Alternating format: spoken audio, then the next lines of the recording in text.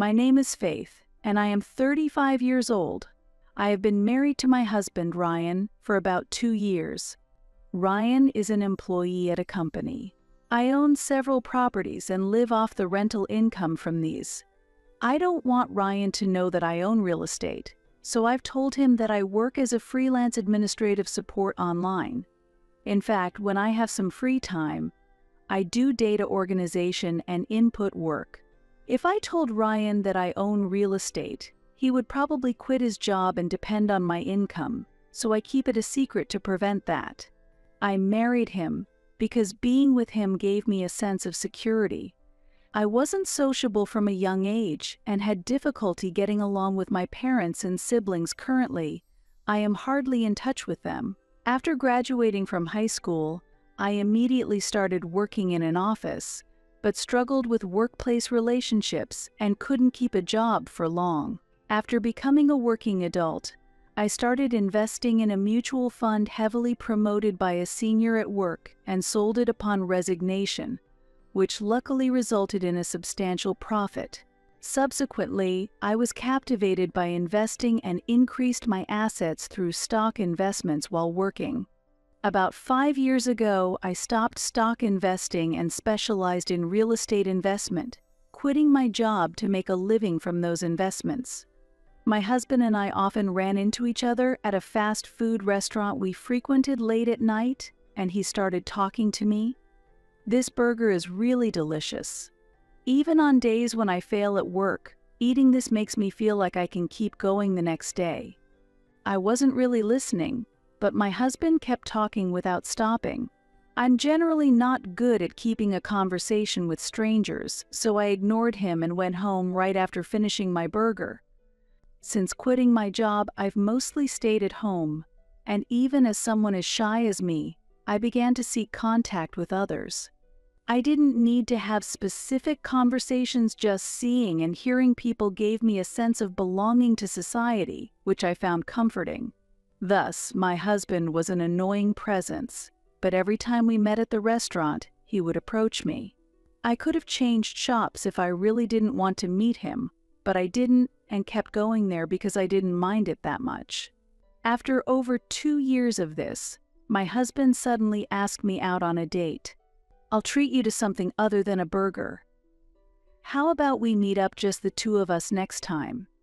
It was an unexpected invitation, and usually the conversations were one-sided, so I thought about refusing, but after being persistently asked, I eventually agreed to have a meal together. Having a meal alone with a man for the first time in years was refreshing, and I didn't know Ryan well yet. I thought that Ryan would back off after we had a meal together, but I was also excited to feel this thrill for the first time in a long time, and I enjoyed the meal. Even when we were alone, it was just like the usual burger place, with Ryan talking to himself and me just listening. While I wondered if Ryan was enjoying this, he said, "I'd like to meet again," and asked me out. Since I hadn't felt any discomfort listening to him, I agreed to meet again and parted ways. The next time we met, Ryan talked interestingly about his work stress and complaints, and I never got tired of listening. Ryan works in sales, seems to be struggling with his performance, often gets scolded by his boss, and also receives complaints from clients. He vents his frustrations to me, and since I enjoyed listening to him, I didn't feel bad. After many such dates, Ryan suddenly proposed, "Will you marry me?" Seeing his serious expression, I was surprised, but since I enjoyed my time with Ryan, I accepted. Yes, I'd love to. Ryan moved into the apartment where I lived after we got married, and we started living together. I had bought this apartment for investment purposes, but decided to live in it myself as it was well situated with many convenience stores and supermarkets around, and it was comfortable with good sunlight. If I had known I would be living with Ryan, I might have chosen a bigger place, but I never thought I would get married. Before we got married, I told Ryan that I was freelancing to make a living and that the room we live in was mine, but I kept my other real estate investments a secret. We didn't have a wedding ceremony, and I didn't inform my estranged family about the marriage. Unlike me, Ryan maintained a good relationship with his family. Therefore, a celebration was held at my in-laws' house. I usually didn't like gatherings, but I attended the celebration at my in-laws reluctantly and interacted with my parents-in-law and Ryan's siblings. Ryan's sister had been married before but returned to her parents' house with her children after getting divorced, and his brother was still single and living with his parents. Ryan's sister seemed interested in my background and asked me in detail about my current job and the company I used to work for. She also seemed curious about why I owned an apartment. While I was talking with my sister-in-law, my mother-in-law joined in and asked me a question. "Faith, you own your own home at such a young age? Did your parents buy it for you?" Thinking that it would satisfy both my mother-in-law and sister-in-law, I answered that my parents had bought it for me. Then, my mother-in-law became interested in my parents' occupation and asked, "What kind of work does your father do? Is he a president of a company or something?" "My father is a regular employee and doesn't earn enough to buy an apartment." Since telling the truth seemed likely to raise doubts, I answered vaguely to avoid suspicion. However, my sister-in-law then delved deeper into my family's financial situation. "I wonder if Faith's family is wealthy? If so, could they perhaps enlarge this house for us?" she asked, hopeful. Internally, I thought that even if my family were wealthy, I had no intention of funding a rebuild of my in-laws' house. Their home was quite small, and it amazed me that 5 people from 3 generations were living there. However, from that day on, my mother and sister-in-law mistakenly believed I came from a wealthy family and began seeking financial support. When I refused, they started asking for assistance through my husband, so I reluctantly began lending them small amounts through him. Although my husband looked apologetic, he lent money quite casually, which worried me about whether we would get it back. Ryan's job wasn't going well, and his salary gradually decreased.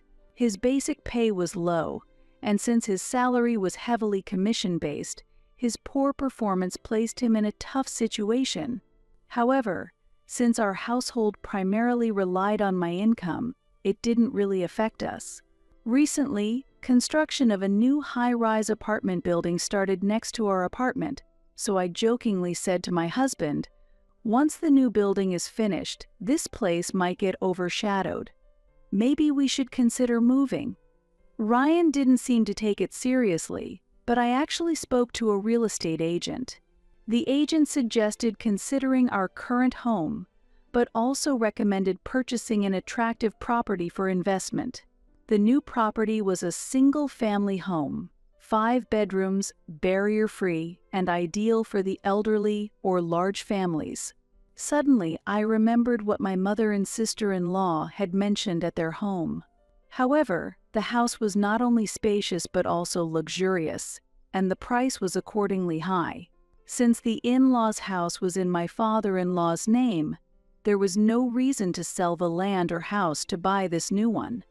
Selling the in-laws' home wouldn't generate a significant amount of money, while renting would be affordable for my in-laws. Unfortunately, I couldn't picture them living in an upscale residence. Having the funds, I decided to purchase this property and rent it out. A real estate investment required a considerable amount of paperwork. I accidentally left the materials for the new home in the living room. Unfortunately, my husband found them, and it seems he had taken them to his parents' house. Seeing the materials, my mother and sister-in-law mistakenly thought the house was perfect for them. At the worst possible moment while I was out, the real estate agent visited and started explaining the 5-bedroom house to my husband. "Your wife is really incredible. To buy a new home at such a young age." Hearing this, my husband linked it to the moving plans I had previously mentioned and completely misunderstood that we were moving to the new house. It's true that the construction next door would block some sunlight, but I had no immediate intention to move. It seems my husband misunderstood that I was secretly planning to move us into the 5-bedroom house. In hindsight, since that day, my husband's behavior towards me changed, and he became more clingy than before. Our marriage had been one of non-interference, which I found very comfortable. We had agreed to share household chores, but my husband often avoided them due to his job, frequently leaving the burden to me. However, he suddenly started actively preparing meals and willingly taking on household tasks. I started to feel something was off. He laughed and explained his change in behavior. "I'm just making up for all the times I slacked off." His grin was a bit suspicious, but the change wasn't limited to household duties. After a while, my husband abruptly announced that he had quit his job. I felt like sales wasn't right for me, so I'm going to look for something else. "I'm a bit tired, so I'll take a short break first." Given he had been working late daily and facing reprimands from his boss, he was likely quite exhausted. With enough financial cushion for the time being, I wasn't worried about him not finding new work soon. However, there were no signs that my husband was actively looking for work. He was just idly passing the time. Concerned, I asked him, "Why don't you start looking for a job? You seem to have recovered both physically and mentally, haven't you?" Usually calm, my husband suddenly became furious. "I am searching for jobs online. I'm still not over the mental exhaustion," he snapped. Given the invisible nature of emotional recovery and his unusual anger, I thought it might be best to let him rest a bit more. Then, unusually cheerful, my husband, who typically did nothing at home, approached me with a proposal. "I'm thinking of not getting a job but making a living through investing. Faith, could you spare some money to help me start?" I thought he was joking, but he confidently showed me his smartphone. "With FX trading, I can start with a small amount of money, so lend me some, please." His smartphone screen was filled with comments from people who had succeeded in FX trading, so it seems he believed he could be one of them. I responded with disbelief. These people were just lucky. If everyone could make money this easily, no one would work hard. However, convinced of his own impending success, my husband pressed harder. "I'll be successful, I promise. Please, just lend me a little money." Considering my husband's inexperience with FX trading and the low likelihood of success, along with the fact that we hadn't seen any return from the money already lent to my mother and sister-in-law, I couldn't justify lending him money with no prospect of repayment. Reluctantly, he seemed to have started trading with his small severance pay, but he didn't inform me about the outcomes. He boasted about making a profit on the first day of trading, but after a week he stopped reporting anything. Worried that he might have blown through all his severance money, I asked him about it, and he exploded in anger. "Why should I report anything to you when you won't contribute money?" he shouted and stormed back to his room. The man I married had changed, and I began to feel that continuing to live together would be difficult. My mother and sister-in-law frequently borrowed money through him, and if I refused, they would come to our condo and create a scene. Recently, with my husband having quit his job, he joined them in yelling at me to lend them money. Considering the disturbance caused to neighbors by the commotion at the entrance, I ended up lending them a small amount of money. But when I asked for repayment, my mother-in-law retorted angrily, "For such a small amount, it shouldn't affect you, right? What a stingy daughter-in-law you are. Don't worry, Ryan will pay it back." Seeing my unemployed husband being burdened by his mother and sister with the responsibility made me furious. Moreover, with my husband now demanding money from me, I felt that serious measures had to be taken. On this day, while my husband was at his parents' house, I went to check the newly purchased 5-bedroom home with the real estate agent. There were already tenants living there. As I was talking to the agent outside, my husband and his family appeared, each carrying travel bags. I thought they were secretly going on a family trip, but I couldn't understand why they were here. The real estate agent asked my husband, "Are you bringing such big luggage for viewing?" I also asked his family, "Are you going somewhere on a trip?" My husband laughed and replied, "What are you talking about? We've come to move in." My mother-in-law, smiling pleasantly, continued, "It's a 5-bedroom house, right? Then we'll live together. Buying such a wonderful house and keeping it from us, you really are different, coming from a wealthy family." Confused, the real estate agent hurriedly explained to me, "I told your husband that we were coming to see this house today, but I wasn't informed that the whole family would be coming." Taking the agent's words, my husband chuckled and responded, "Faith didn't tell me anything." So I asked the real estate agent, "You were hiding the new place to surprise everyone, right?" My mother-in-law, unable to hide her joy, continued, "I'm so happy to think we can say goodbye to that old house." Increasingly bewildered, I saw my husband's family trying to enter the new house, and I quickly intervened, saying, "I did buy this house, but someone else is living here." Just then, the tenants who had recently moved into the new home appeared at the entrance and shook hands with the real estate agent, confirming their residence. Seeing this, the whole family of my in-laws started complaining to me. My mother-in-law's smile disappeared, and she screamed with a terrifying expression, "Weren't we all supposed to live in this house? Why are other people living here?" My sister-in-law threw her luggage on the ground as she yelled, "I heard it was a 5-bedroom house, so I thought we were all going to live together." My father-in-law couldn't hide his anger and raised his voice, "We've already sold our old home. We have nowhere to return to. What are we going to do now?" I was just confused by their anger, so I asked my husband what was going on. "Did you lie to everyone? What's going on here?" It seemed my husband understood the situation. He stood frozen with a pale face and started talking to me with a trembling voice.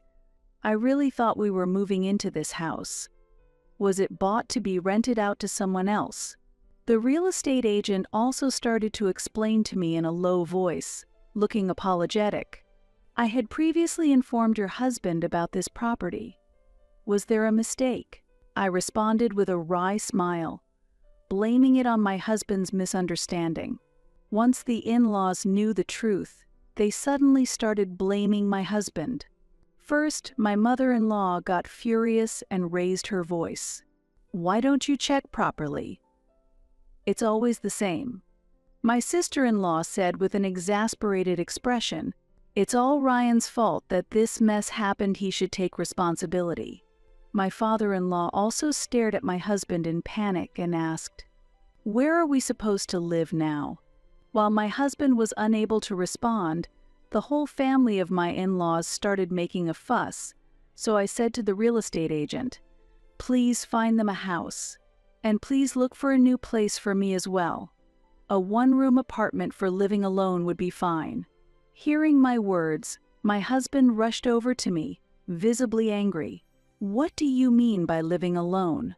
What about me?"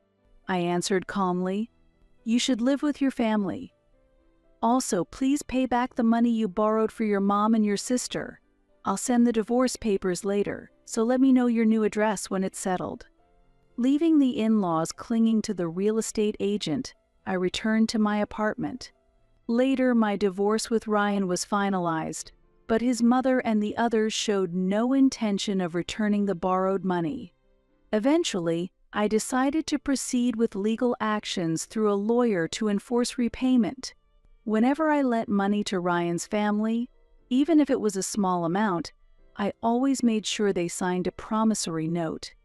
They gathered money from relatives and even risky lenders to finally pay back the full amount. Ryan's family rented a small house and started a new life, but his father had already retired, and Ryan still hadn't found a job.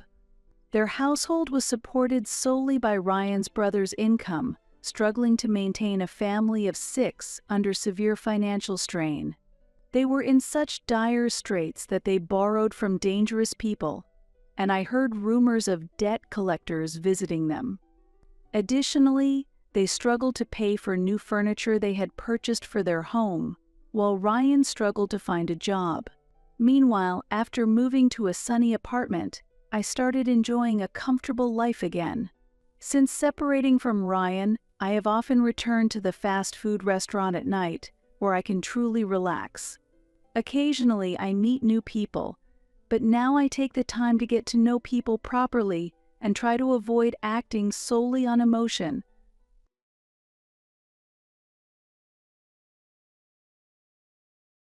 Are you satisfied with your life, commoner?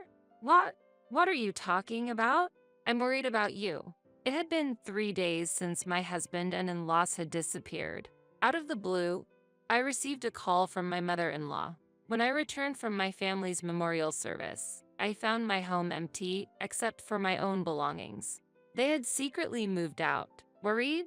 You're making a living with part-time jobs, right? Did my husband tell you that? Yes, I wonder why he got married to you. My child just became an executive. With these words, the whole truth became clear. My husband had lied to his parents.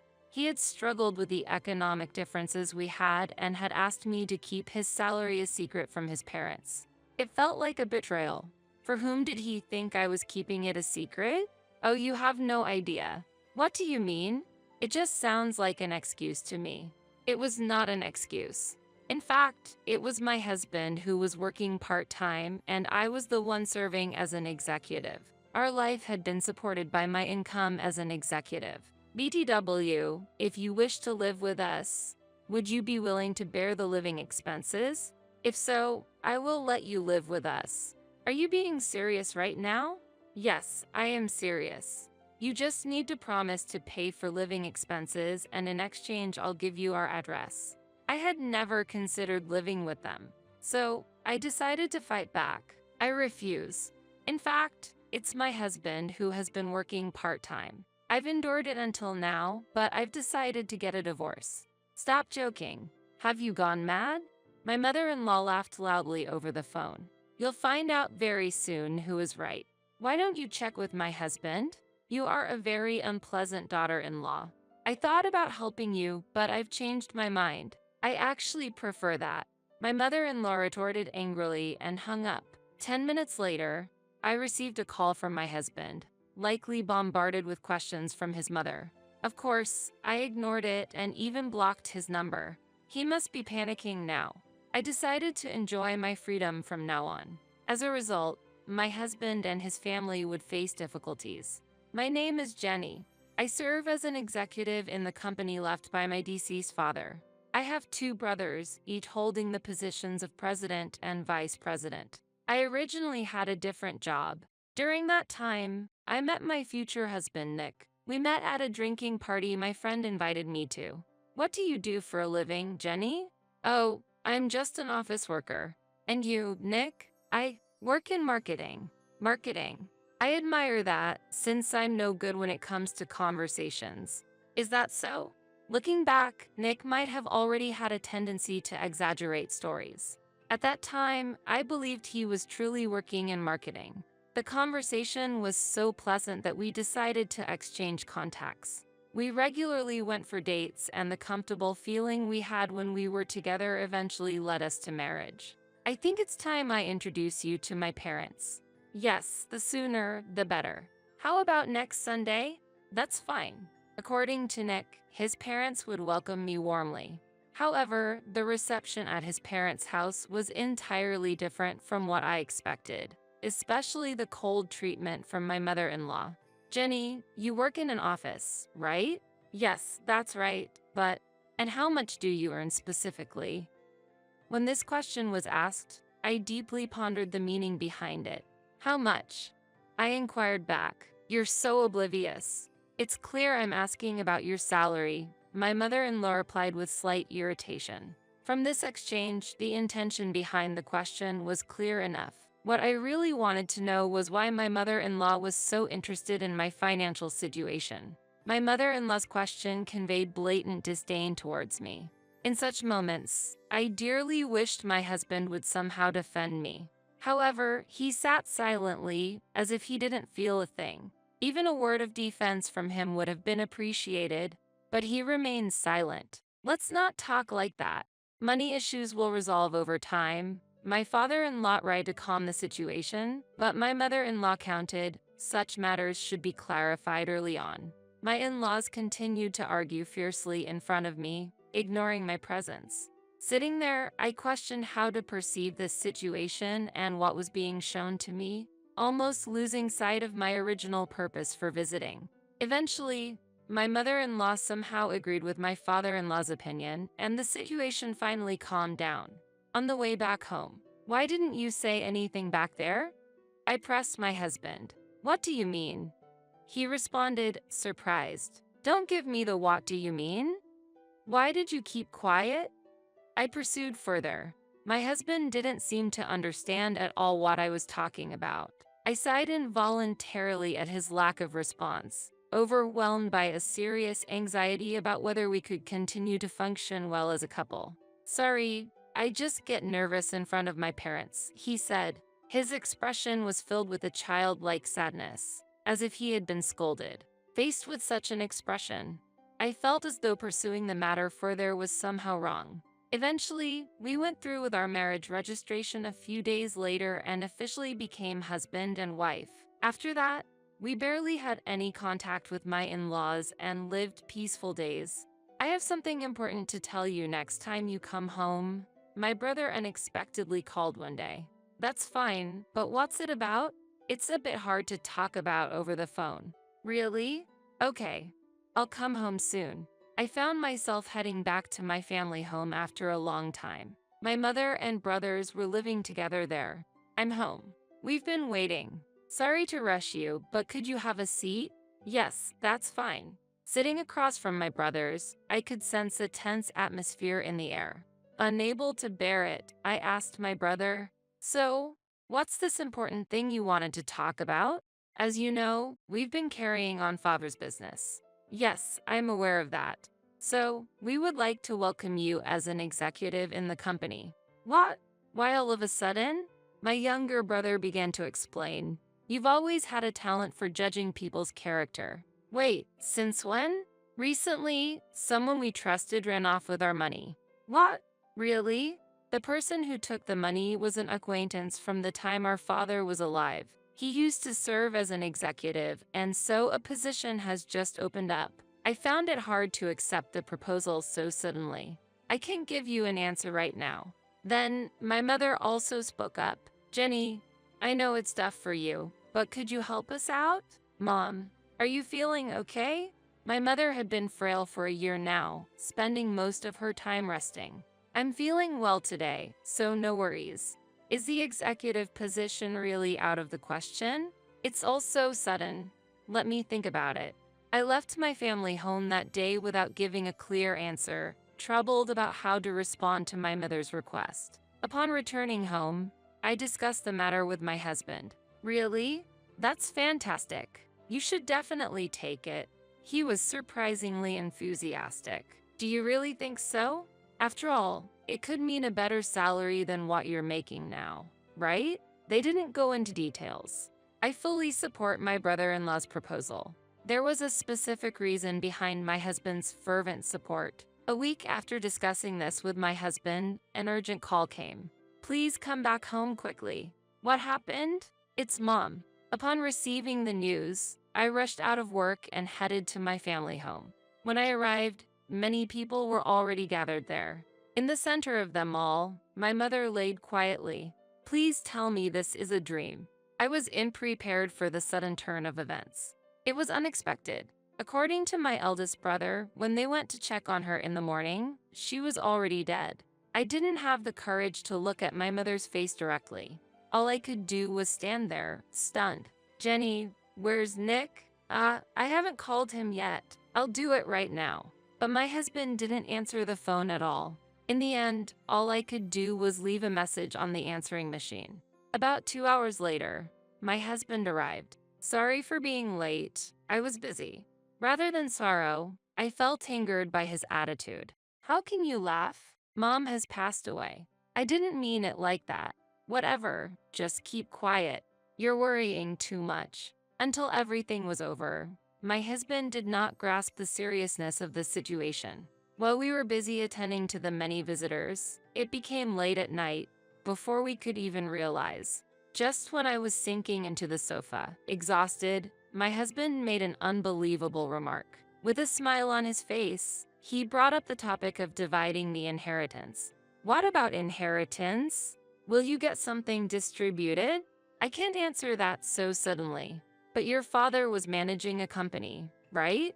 There must be a considerable amount to expect. Stop it. It's unbelievable to talk about such things at this time. But this is an important discussion. If you're going to talk only about money, I don't mind if you leave. Okay, fine, I understand. With those words, Nick left the house. I could not comprehend why he was so insistent on bringing up the inheritance. Soon after, my eldest brother came by. Did something happen? It's nothing important. It must be tough for you. I never thought I'd be discussing inheritance or company matters at such a time. Normally, you wouldn't discuss such things. Besides, when you guys proposed to me to join the company, my husband was unusually eager. There might be some ulterior motive for his obsession with money. You might be right. I couldn't help but wonder why he acted so forcefully. After my brothers assured me there was no need to worry about my mother, I immediately prepared to return home. I tried contacting my husband before leaving, but he didn't respond at all. As a result, I decided to call his parents' house. Jenny, I've heard from Nick about the situation. I'm truly sorry to hear about your mother's passing. Did you hear anything else? Yes, I heard. According to Nick, you're trying to resolve the inheritance issue on your own. That's not true. In fact, such discussions have not happened at all. Really? Are you hiding something? It seemed like my words were not getting through. Anyway, now is not the time to have such discussions. How insolent. I'll take that as a compliment. Eventually, my mother-in-law could not stand it anymore and ended the call. She seemed furious. However, it was a trivial matter to me. I returned home, but my husband did not come back that day. He returned the following day. Where were you yesterday? Does it matter? I guess not. Our relationship had clearly cooled. Over the next week, there was hardly any meaningful conversation between us. My brothers took care of the funeral arrangements for our mother. Even after the funeral, I never saw my husband or his parents visit us.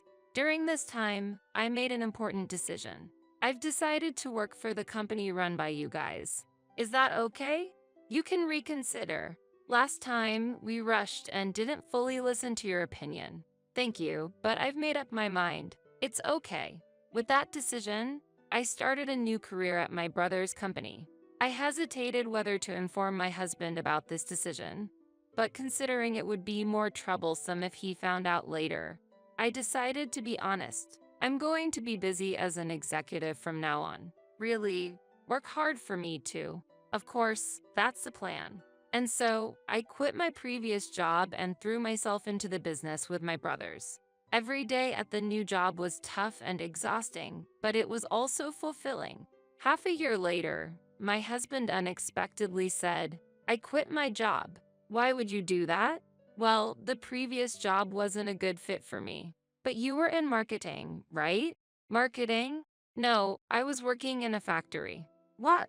I was astonished by my husband's revelation. All this time, I had believed he was working in marketing. This meant he had been lying about his job since we met. So, you've been deceiving me all this time. Deceiving? What are you talking about? If you've forgotten, then it's fine. What on earth are you saying? That was exactly what I wanted to know. Regretting my marriage with him at this point was futile. So, what do you plan to do now? You're unemployed, right? I have you, don't I? You're an executive with a considerable income, right? At that moment, I finally understood everything. He probably thought working was foolish now that he had me. So, what you were aiming for was my income. Don't talk like I did something wrong, but it's better to keep the executive thing a secret from my parents. That's true. And I've decided to start sending money to my parents every month starting next month. I'd like you to handle that. Wait a minute. I haven't heard anything about this. I just decided it now. Indeed, it would be troublesome if my in-laws found out. However, I couldn't just accept it as is. But it would be equally troublesome if they found out you're unemployed, right? So you will have to work at least the bare minimum. What are you talking about? It's a deal to keep each other's secrets safe. This should put your mind at ease. Yeah, that makes sense. Then it's decided. All right, I really can't worry my parents, so please. With a sense of defeat, Nick lowered his head. I had no intention of continuing life under these circumstances. Afterward, Nick started working part-time according to my instructions. However, the wage he earned was extremely low. His working hours weren't all day, and he lived a life as free as during his student days. Even worse, he spent the money he earned on gambling such as poker and slot machines. You should go out sometimes. You can't always be at home. There's no problem, right? Let me be free. Gradually, Nick seemed to have forgotten even the promise to keep each other's secrets. From this point on, Nick's behavior got more and more unbearable. Despite being a part-timer, he started coming home late and going out more frequently. You've been coming home late recently. Is something going on?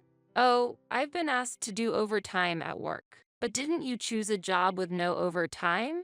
That was the plan, but it seems the situation has changed. Then why have you started to go out more on your days off? I thought I should get some exercise outside once in a while. You dress up quite a bit for that, don't you?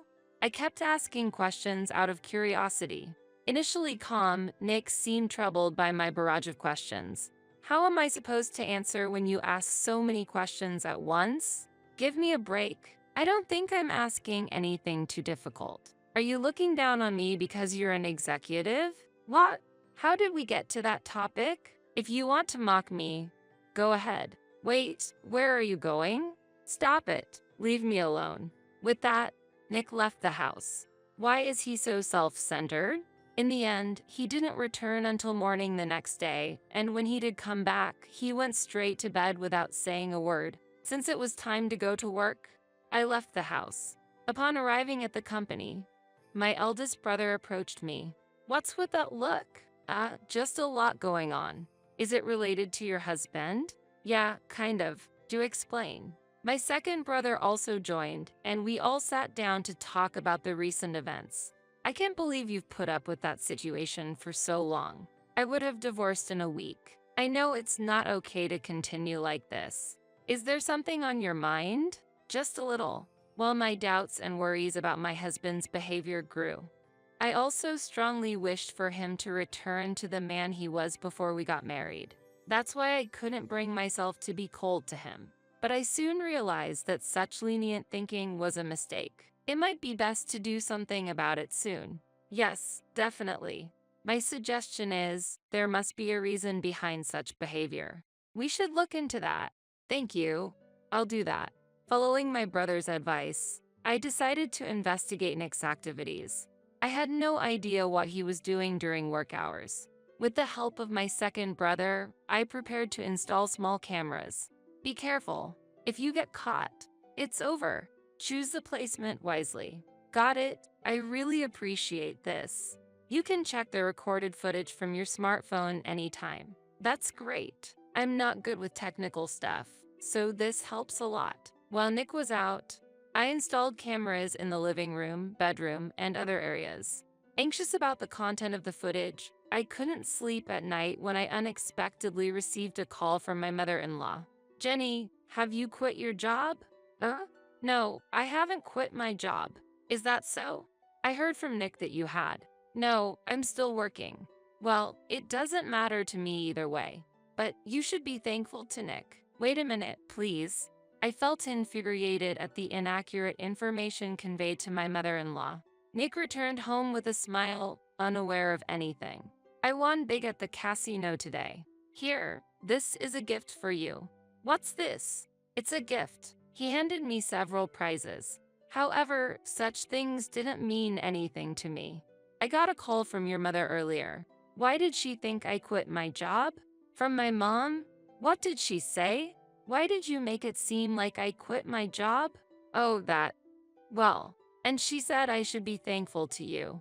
Don't say unnecessary things from now on. Got it? I'll be careful. If something like this happens again, you do understand what will happen, right? I get it. So stop threatening me like that. It depends on what you do. After that, Nick's behavior temporarily became more settled. He started to take his work seriously, and the frequency of his outings noticeably decreased. During this time, I had to return to my hometown. I'll be going back home for a bit. I plan to return in 2 days. Understood? Have fun. It's not for fun. It's not a leisure trip. Well, don't be so stiff about it. Isn't it time for you to leave? All right, I'm leaving this place in your hands then. He seemed oddly pleased about me leaving. However, my mind was focused on my mother's first-year memorial. Upon arriving at my family home, my brothers warmly welcomed me. Thanks for coming. Of course, I came because it's Mom's first-year memorial. I see. But what about the camera situation? Camera? Don't tell me you forgot about the high-performance camera I prepared. It was meant to monitor your husband, no?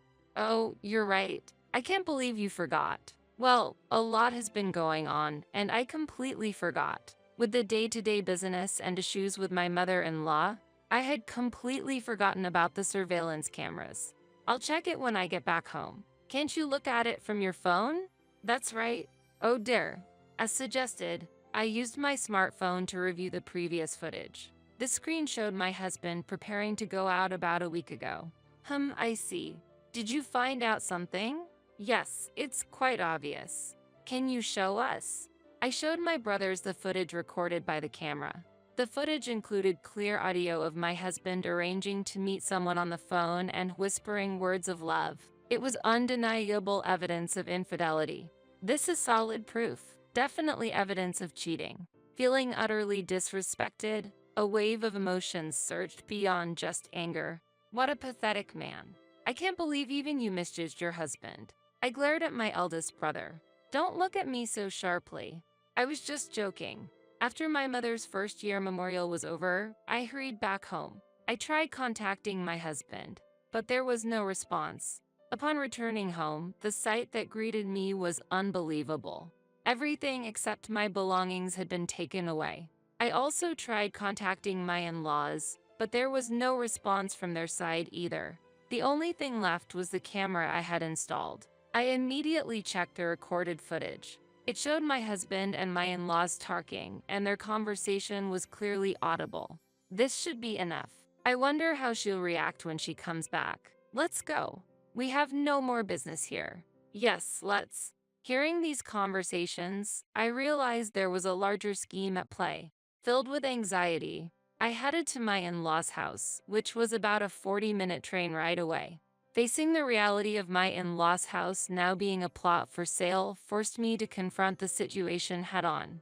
As I stood there, a neighbor approached me. If you're looking for the family that lived there, they moved out a few days ago. Do you know where they went? I'm not sure, but they were quite pleased, saying they'd be living with their talented son. I appreciate the information, thank you. From that moment, I resolved to get revenge. Upon returning home, I tried to figure out a plan, but finding their whereabouts and establishing contact proved difficult. 3 days after my husband and in-laws vanished, I received an unexpected call from my mother-in-law. Are you satisfied with your life, commoner? What? What are you talking about? I'm worried about you. All of a sudden, I received a call from my mother-in-law. Worried?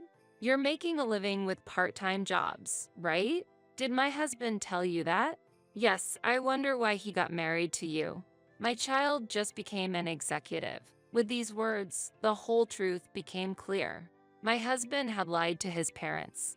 He had struggled with the economic differences we had and had asked me to keep his salary a secret from his parents. I felt betrayed. For whom did he think I was keeping it a secret? You have no idea. What are you talking about?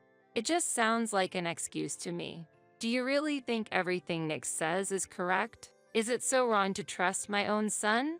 In fact, it was my husband who was working part-time and I was the one serving as an executive. Our life had been supported by my income as an executive. BTW, if you wish to live with us, would you be willing to bear the living expenses? If so, I will let you live with us. Are you being serious right now? Yes, I am serious. You just need to promise to pay for living expenses, and in exchange, I'll give you our address. I had never considered living with them, so I decided to fight back. I refuse. In fact, it's my husband who has been working part-time. I've endured it until now, but I've decided to get a divorce. Stop joking. Have you gone mad? My mother-in-law laughed loudly over the phone. You'll find out very soon who is right. Why don't you check with my husband? You are a very unpleasant daughter-in-law. I thought about helping you, but I've changed my mind. I would actually prefer that. My mother-in-law retorted angrily and hung up. Shortly afterward, I received a call from my husband, likely bombarded with questions from his mother. Of course, I ignored him and even blocked his number. I decided to enjoy my freedom from now on, which would surely put my husband and his family in a difficult situation. The next day, I resolved to move out. Even if they visited, I would no longer be there. It was only fair to return the treatment I had received. After discussing the situation with my two brothers, we immediately headed to a local real estate agency. I sought a new place to live as quickly as possible. We have a property available for immediate move-in, but the rent is somewhat high, the agent said. That's fine. I'll take that property. Understood. Let's proceed with the paperwork. I completed the contract that day and contacted a moving company. Luckily, only my belongings needed to be moved, so the relocation was swift. In my new home, I immediately felt relaxed. I hadn't realized how comfortable it could be to live alone. About 2 weeks later, I noticed many missed calls from my mother-in-law on my phone. Having already blocked my husband, any contact would have to come from her. Despite feeling annoyed, I decided to answer. However, it wasn't my mother-in-law on the other end. Where are you? I can't get into the house. Didn't I tell you? I moved out. You moved out. Why? You started it. I just did the same. Wait a minute. What about our lives from now on? It all began with your lies. That's none of my concern. That's Also, I intend for us to part ways. I'll send the divorce papers by mail, so could you give me your address? Nick then started laughing. I see, so you don't know our address, huh? Then divorce is impossible, right? Realizing his tactic, I understood. However, I'm not one to give up so easily. It's true I don't know the address, but I won't give up over that. A little investigation will solve that. Wait, wouldn't it be strange for you and me to part ways? What's so strange about that? Just tell your mother the truth and clear things up. All right, I'll talk to her properly. I can't trust your words. Goodbye. After ending the call, I immediately went to a lawyer. My eldest brother had recommended a consultation with our business's legal advisor. I explained the situation in detail, including the recorded footage and everything that had led up to this point. And they were happy to take on the case. They started arranging for the divorce proceedings right away. A few days later, I left a voicemail message for my mother-in-law. A week later, Nick and his parents showed up at the agreed place. Let's keep this brief, since you've made us come all the way here. Of course, that was the plan. Hiring a lawyer, are we? How desperate must you be? My mother-in-law laughed, but Nick's complexion had gone pale. In fact, he had not yet told his parents the whole truth. This situation was to my advantage. The conversation quickly moved to the main issue. First, based on Nick's infidelity, I demanded divorce and compensation. What are you talking about? Please, take a look at this. I presented the recorded footage. This is the evidence. Do you have any objections? Nick fell silent. Nick, what is all this? Explain yourself. Well, actually, this isn't the only thing. I then presented documents related to the claim for compensation. The documents detailed unpaid living expenses, lack of cooperation in household chores, providing false information to his parents, and the emotional damage done to me. What is this? This is all lies. Isn't this a bit too harsh? Even my father-in-law, who had been hesitant for a while, finally broke his silence. To tell the truth, I wasn't much interested in my father-in-law's opinion, but if there was going to be a confrontation, I wouldn't hold back. If you're going to insist, then take a look at this. I presented my business card to Nick's parents. What's this? Let me see that closely. They were engrossed in the business card. It had my name and position listed on it. This is the reality, the truth that Nick has been hiding all along. What about the part-time job? That was Nick's doing. In reality, I've been supporting our household. Nick has been squandering his earnings on gambling. Hearing this, Nick's parents' anger turned towards him. So, the entire livelihood has been. Correct. I've been supporting it. Nick, what does this mean? Were we wrong? It's too late for that. Why did you do this? Truly disgraceful. I just didn't want to worry you two. The situation was enveloped in an atmosphere that seemed like a family argument was about to start. It was a family problem that seemed impossible to resolve. Could you please take your family arguments elsewhere? I don't have the luxury to deal with this. To this, my in-laws changed their attitude and showed an apologetic stance. Jenny, please forgive us. The truth is, we're victims too. My wife's right. It's not like we ever hated you, Jenny. Even if you say so, my feelings won't change. The apologies at this point felt pitiful. Looking at Nick, he was hanging his head, unable to speak. Anyways, can you please sign this for me? Huh? I want to end this situation quickly. You don't have the right to refuse. Understood. Nick signed the divorce papers with tears in his eyes.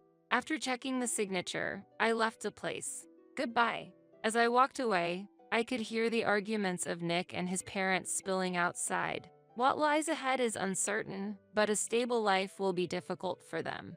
Their life was sustainable only because of my support. Such a foolish family. Later, I submitted the divorce papers through my legal representative. I was finally free. Is the divorce finalized? You've heard? That was quick.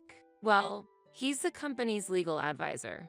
Still, this should lift the burden. Now you can focus on your work, is what my eldest brother said, but according to my younger brother, he was pretty worried about me. It seems my eldest brother was worried about me in his own way. I heard about my ex-husband's current situation through the liar. As expected, Nick's mistress, upon learning the truth, disappeared as well. Of course, it didn't end there. I received a proper goodbye payment in the form of compensation. Later, my mother-in-law contacted me. There's something I'd like to discuss, if you don't mind. There could only be one thing she desired in this situation. You're in need of money, aren't you?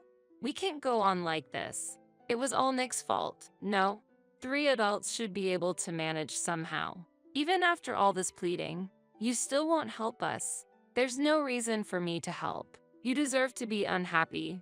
That's exactly what I'd like to say to you. Goodbye. Currently, I hear that my in-laws are living in poverty together.